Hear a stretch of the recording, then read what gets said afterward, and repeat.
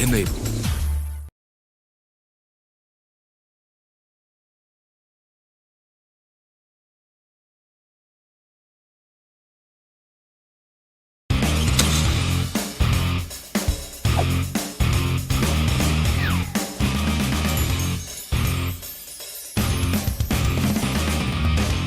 Money management is essential whether you're juggling debt or your household costs. But creating a financial plan is the first step towards achieving all your objectives, and that's why we're here to help you do that. Hello and welcome to NSE FinWiz, powered by CNBC TV 18. I'm your host Gautam Srinivasan, and today we're visiting the corporate headquarters of one of the largest coal producers in the world here in Kolkata, and the company is Coal India.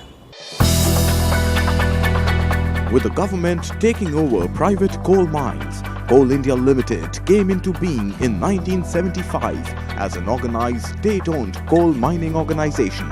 And since then, Coal India has emerged as a global player in the primary energy sector of our country. NSE FinWiz, with its theme, Dream On, engaged with the employees of Coal India in Kolkata to understand their notions on financial planning and educate them to plan their finances better. So I'm really grateful to CNBC that you are conducting this event you have organized here in our campus, and we will be discussing, deliberating the subject with our young executives. And as I have learned, some very, learned faculties are coming here to address our young executives.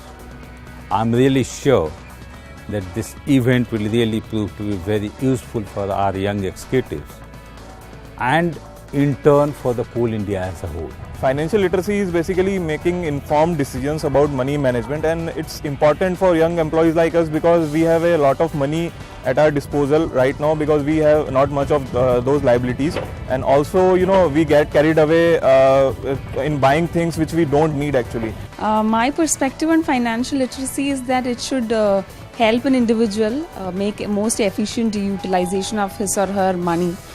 So that the money requirements for different stages of life is met with. Welcome to NSE FinWiz, powered by CNBC TV 18, where we talk about financial planning and wealth creation and the various topics associated with that. Today's topic of discussion is systematic investment plans, or SIPs, and to share more insights on that topic, we have two experts on personal finance and wealth creation, Harshvardhan Rungta and Tanveer Alam, joining us to share their expert views on what can be done with SIPs, what are SIPs, what are its benefits, and of course how it can help you build your portfolio. And we are at the offices of Coal India with the professionals here. Of course, they'll be asking their questions to the experts as well to understand how SIPs work. So let's dive right in. Harshvardhan, give us a primer about the benefits of SIPs to the folks who are here at Coal India listening to you. What are the core benefits, and how exactly do you measure returns when it comes to SIPs? To begin with, SIP is not a product in itself. It's just a method using which you will invest in a particular product. Now, SIPs, they are essentially the automatic way of investing. So you don't have to, particularly put any effort in drawing a check every month to make an investment. You can set up an automated ECS. And any formula basis which you can determine, the right amount to invest via SIPs basis the earnings that Absolutely, you have? absolutely. So one is the convenience. It is very easy for a person to simply set up an automated system of investment. Now the second question is, why would you still do an SIP? Assuming a situation that you still had money with you, you had a lump sum amount with you, you've just got a bonus for yourself, so that has come into you as a lump sum. Should you still opt for investing directly and lump sum together into the markets? Now, assuming you're investing into an equity product.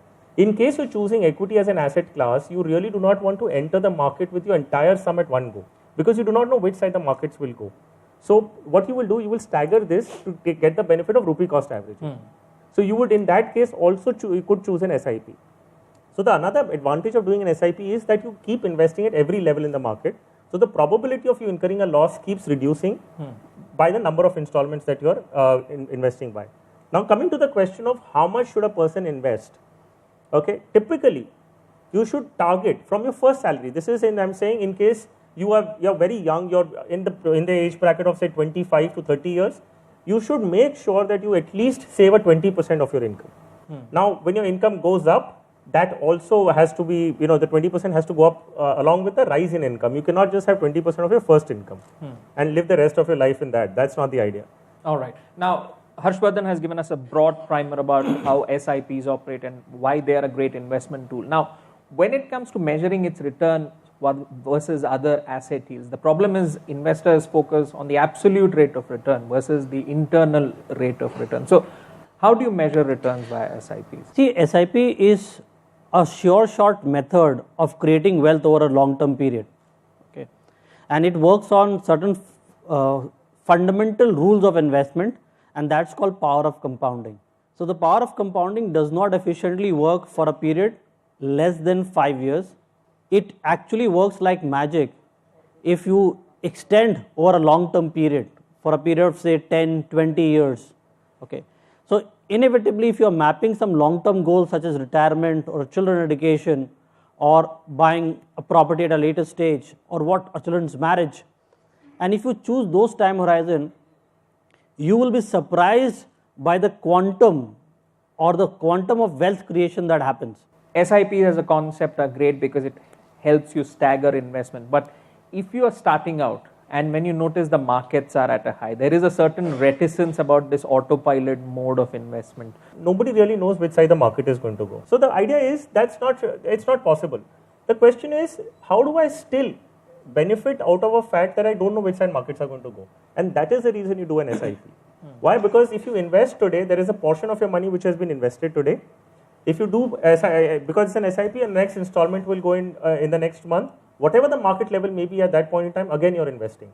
So like this, you invest at every level, every month. All right. And how do you customize SIPs to meet one's goal? As in, if you could give a sort of a primer to the audience here as to how to go about it. If you're investing in an equity market for a period of 1 year, there is only a 65% probability of making money. If you extend the time horizon to 3 years, the probability increases to approximately 78%. On a 5-year, 85% of the time you will make money. On a 10-year basis, 100% of the time you will make money. There's only one instance when you have actually would not have made money. So when you're coming to long-term investment, choose an equity fund. Now, if you have less than 5 years, say 1 year, you can choose between a liquid fund or a short-term fund. Okay, there the objective is not to create wealth. The objective is to ensure that you protect your hard-earned money and at best get a better post-tax return when compared to a fixed deposit. On that note, we'll take a short break, but on the other side, lots more to discuss about financial planning and wealth creation here on CNBC TV 18.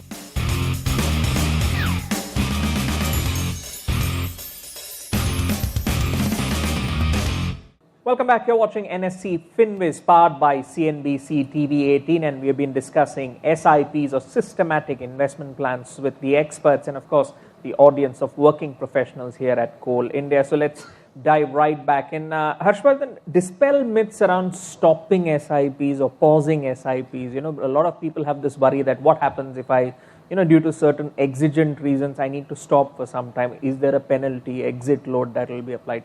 Dispel some of the myths around that for the audience here. Yeah, so the first thing is when you start an SIP with a commitment of say 10 years or 20 years or 30 years, it does not bind you to invest for the entire period. It is just an instruction that you're giving to the fund house to be able to debit up to that age. Now, say suppose you started an SIP and after 6 months, there has been some financial changes in your life. There are certain commitments, or there is a switch in job and there is a break in between. You can go back to the fund house and tell them simply that please stop my SIP or pause my SIP for the X number of months. Now what happens in that case is the debits will not take place in your account and there would not be any penalty of that sort because it's not a loan EMI that you're repaying. Okay, there is no penalty. It is an investment that you're doing and it is at your free will. So please feel free to go back to the fund house and tell them that I want to either stop my SIP or there is a facility of pausing it for a couple of months. And whatever you've invested until then continues to be invested and generate the returns that it is already doing. Now, shifting focus to taxes, could you give us some use cases about any confusion that arises in people's minds when it comes to figuring out their taxes when they use SIPs, because measuring it also is an issue for them? Yeah, especially if it's a fund, either a balance fund or an equity fund. If you invest for a period of more than 1 year, it becomes tax free. So, but each installment over a period of 1 year will become tax free to you. So so you always your last 12 months of investment will have a short term capital gain. Suppose if you're redeeming or if you're coming out of the entire amount. Okay, that is the thing. So now, having said that, but if you're choosing a tax saving fund has a minimum lock in period of 3 years. So each of your, and if you're doing SIP and a tax saving fund, please remember that each installment will get locked for 3 years. Okay, and you can withdraw partially or after that period cools down. All right. Now, there's also the SIP versus the EMI debate, which you read about. Now, what's the time period that investors should take into account? If suppose somebody has those two options and they're wondering what to do, what would you say to that? In case of an SIP, you're getting the benefit of power of compounding. Okay, wherein you're investing and you're going to generate returns over it. In EMI, the lender is getting the power of compounding, wherein you're going to pay that back with interest. So, if you look at the total EMIs that you've paid over a period of say 20 years, to the cost of the property, it will be more than 100%. Like for example, if you've taken a loan for 10 lakhs and paid it over a period of 20 years, invariably you've paid 26 lakhs. So 16 lakhs will be the interest and 10 lakhs will be the original amount. So basically you're paying this. On the other hand, had you invested this, you would have been gaining that 16 lakhs in that context. So the idea is EMI an investment? I would not suggest so. I wouldn't say to look at EMI as an investment. No, it is not. All right. Now let's go to the audience. So the first name I'll be calling out is Antara Chakrabarti. A lot has already been spoken about how you should manage your SIP and when to enter, when not to enter. But I have a confusion. How to manage the portfolios like equity fund, balanced fund? How to manage that? Pick a fund that best suits your time horizon of investment. For example, if you're looking at a goal which is 10 years down the line, you can safely choose an equity fund. You will not be disappointed and you will be very happy with the return that is generated. If you have a goal which is coming in 3 years down the line, choosing an equity fund can be extremely fatal. All you do is choose a fund which could be like an MIP product, or nowadays it's called equity savings product. You can choose that kind of a product. You will be very happy.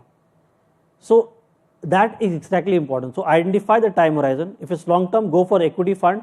And if your first time you're not taking risk, you're a little risk averse, you're scared, then go with a balanced fund. All right. Now the next audience member I will be calling out is Rishabh Agarwal. How much percentage should one save in SIP? And what is the motivation to keep saving for such a long time, the same amount? So you create a own benchmark. Okay, I want to create so much of wealth. Okay, till that wealth you keep putting a SIP. Automatically the return that you generate over the period of time will be motivating enough to put another bar. Your second question was how much allocation you should do. I would ideally say, because of the increased consumerism and the sprawling malls that you see, people are consuming more. So ideally anything below 25% I think would not be advisable. Moving on to the next question. I am confused between two strategies of investment, which includes the risk cover also. One is that I invest separately in equity funds and take a term insurance. And other is that I invest in ULIP, which is also market linked, and spare some amount for equity funds. So how can I allocate my funds in both the schemes, and which strategy is better one? Try and segregate both your requirements. Keep investments as pure investments, and you have several options like your mutual funds, you have PPFs, and you have all that bit, and take a term plan for insurance requirements. Do not mix both. Now when you choose a ULIP, you are stuck with one fund manager. Irrespective of how the fund performs, you will only switch between the categories. From equity you may come to a balance to debt. In case of a mutual fund, if you are not satisfied with a fund house, you can always move to another fund house, which you cannot do in case of a ULIP. Now what a ULIP offers you is a life cover and investments. Now if you have a term plan and investment segregated, the flexibility is far more. So why would you want to restrict yourself into a combined product when you can create the same in a more flexible manner and more efficiently in two separate products? All right, on that note, we'll take another short break. When we return, the professionals here at Coal India will get to ask their questions to the experts. The floor is open to them. Meanwhile, stay tuned to CNBC TV 18.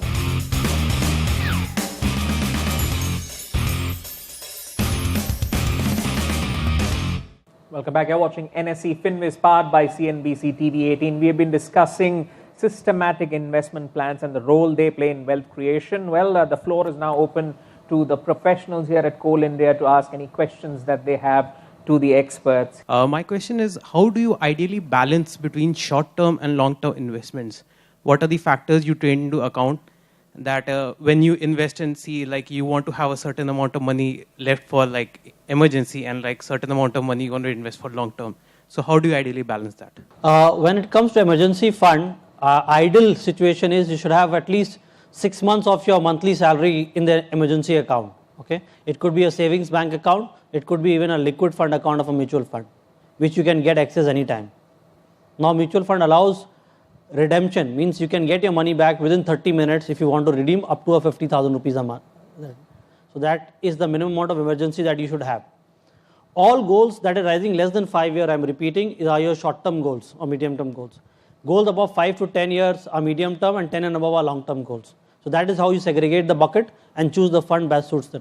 All right, if we can have the lady here asking a question. Recently, I want to invest in a flat. I want to purchase a flat, and it will be my immediate investment. So I'm confused whether to take the EMI for the bank for a short term or for a long term. Maybe I'm planning for 15 years. So will it be beneficial for 15 years or to extend it up to 25 years? See, basically your EMI component should never exceed more than 40% of your net earning. The moment it exceeds more than 40%, that starts hurting your livelihood and your lifestyle. So if you can afford anything below 40% and for a shortest distance that time you can take, then by all means take. But don't cut the time horizon and also affect your current lifestyle. So just ensure that your EMI is below that 33% or 30% bracket. That's a good bracket to keep in. We have time for one more question. What would be my first step? Whom do I register with? Who are the fund managers, various fund managers, or the platforms in which I can invest? The idea is, at first, identify what you want yourself. It's very simple exercise. Just take a piece of paper, see what your income is, then decide how much do you want to save, not how much you're left with, because there could be a possibility that you're spending enough. That's in most cases. Yeah, so you're spending enough and you have nothing left. So begin with a reverse calculation saying that I want to invest 20% of my income. So now you'll come down to one particular exercise and a particular number. Then the first step, as we already spoke about, is how do you get a good financial planner? Okay, so you could have somebody, in your colleagues or your friends or relatives who must be already consulting somebody. I'm sure there must be somebody in the family. So just make sure the credentials are in place. Then have a conversation. That's a starting point. You are net savvy, you can start doing some bit of initial research, but don't make that your final report.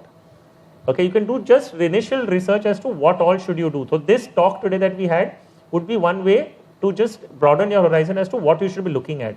And of course, you need hand holding. So look at the right professional who can guide you through that. It's not really a process of registering.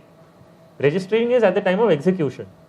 At this juncture, if you want to just discuss with somebody who is a professional in this field, you should just start going about it. What if I am really convinced that I want to go with the large caps and I want to register so that I just can start with the investment? So basically, you all have to do is get your KYC done. It's very important today.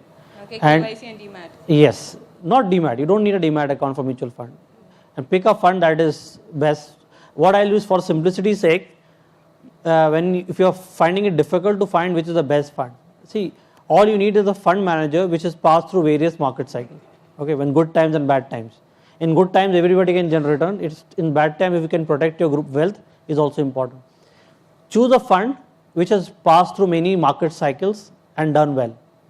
So that could be one simple filter you could use to pick a fund, do your KYC and start investing. All right, on that note, we'll wrap up this episode of NSE FinWiz, powered by CNBC TV18. The topic of discussion has been systematic investment plans, and I'd like to thank the experts for sharing their insights on the topic, and of course the professionals here at Coal India. And to the viewers watching at home, I hope you have learnt important lessons on the topic of financial planning and wealth creation. We'll be back with another episode and another company. Stay tuned to CNBC TV18. Today's session was really very informative. It was amazing, and actually I had a lot of confusion before regarding mutual funds and all, but after this session I actually am very clear now, and I myself will invest in mutual funds, and there isn't any part that was left unanswered by our experts. I am really thankful to CNBC TV18 and its team for organizing this session. The takeaway from today's session was that we have to be consistent in our mutual fund investments so that it gives us good return in the long term.